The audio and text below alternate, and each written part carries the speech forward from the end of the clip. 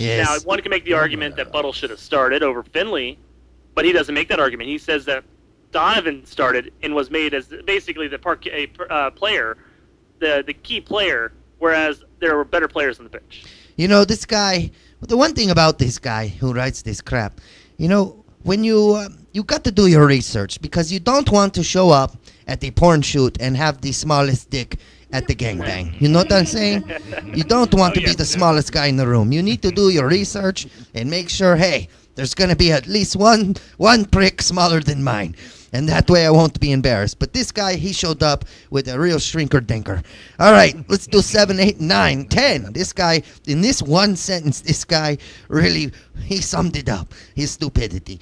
The combination of relying, he says, on old and washed-up talent, a terrible national team coach, and a general lack of hustle makes American soccer boring as hell.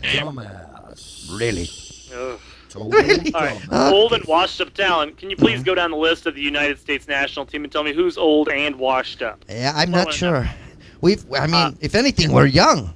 Exactly. I mean, we weren't the youngest team at the World Cup. I think Germany had like 9 players in their at least their starting 11 or whatever that were under 23 or something like that.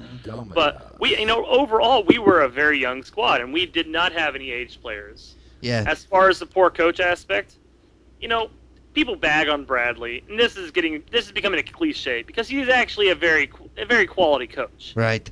And it's tough. It's tough to argue that when people look at, oh, he's a U.S. coach. He is a quality coach. He's done incredible things with the U.S. team, and he got us. He won the group. Let's state that right now. He won the group. Right. And obviously got out of the group. Mm-hmm. It was unfortunate that at that point our players were gassed, and we had some mental lapses that Ghana capitalized on. But none of which. I mean, there were a couple of things that were probably arguably a bad call by Bradley. But he is not a poor coach. He's not a bad coach by any means, and people are just becoming cliche posters when they say this shit. Yeah, I mean, this is just cliche 101. This guy must be a professor of it.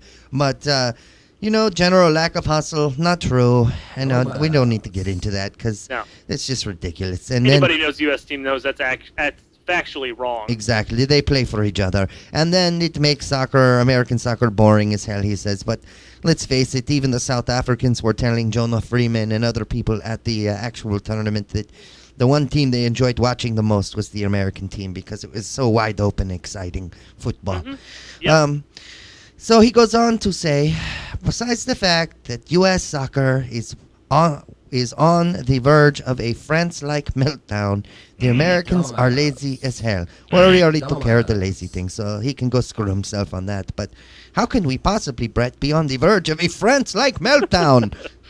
I don't think we're on equal terms as France. How can we have a France-like meltdown? Yeah, I don't remember seeing, Ribery or all of the fantastic players that France has, with their big clubs and their multi-million-dollar deals playing on the United States team. So that's just, again, it's just ignorance, and it's in writing. Ignorance in writing, right here in front of us.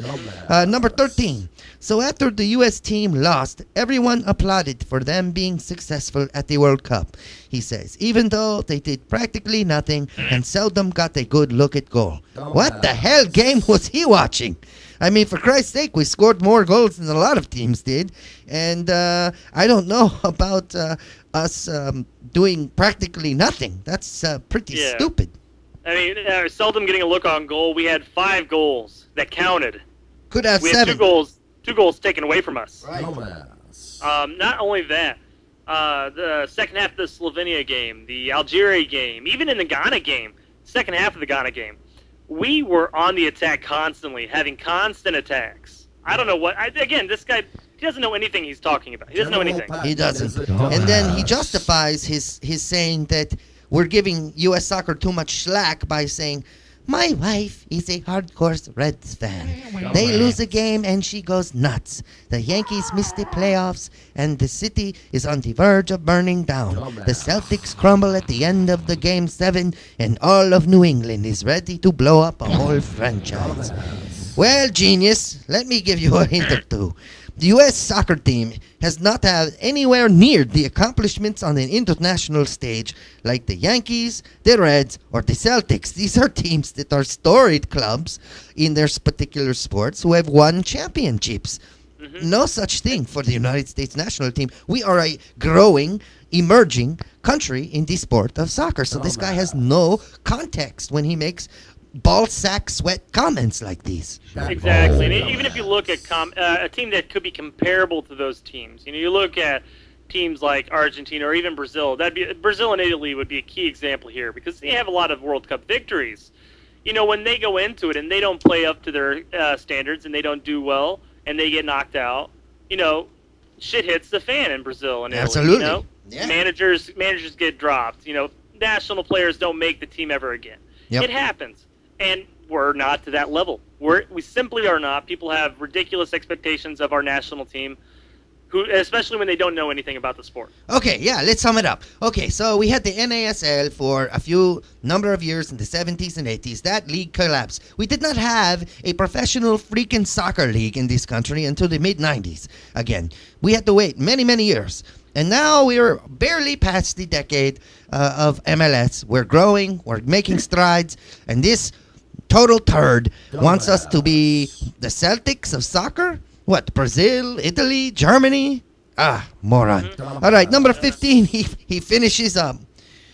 Change your tune, America, or 2014 is just going to be another year of dashed hopes at the World Cup. Great. No, we're not going to change our tune because those of us who are singing the tunes that we're singing know what the hell we're talking about. How's that, jackass? We know what to expect. We're not going into the 2014 expecting to win the World Cup. We're going in there expecting to do well. We're expecting to go in there and maybe, hopefully, depending on the group, get out of the group stages itself. Yes. We're not a team that can expect greatness. We aren't. And people need to realize that. Even some soccer fans need to understand this. Right. We're mid-table. If the World Cup was a single-tabled event, we're a mid-table team. We really are. And we will eventually get past that. But change the tune, dashed hopes. Who's I don't know. Well, yeah. I don't know what I can really argue against this anymore. You can't. I mean, again, it's just ridiculous crap. You're repeating exactly what we've been saying all the entire time. So yeah, I know. It's just let's be done with this. It's garbage. We are done with it. We're out of time too, Brett. Believe it or not, that was our 10 minutes. That went by really quickly. Yeah. So volume 3, we're going to have to cut it here. This guy, of course, needs to do his research before writing again and never write about soccer until doing so. Until next time, this has been the dumbest soccer posters of the week, volume 4. Good night. Dumbass.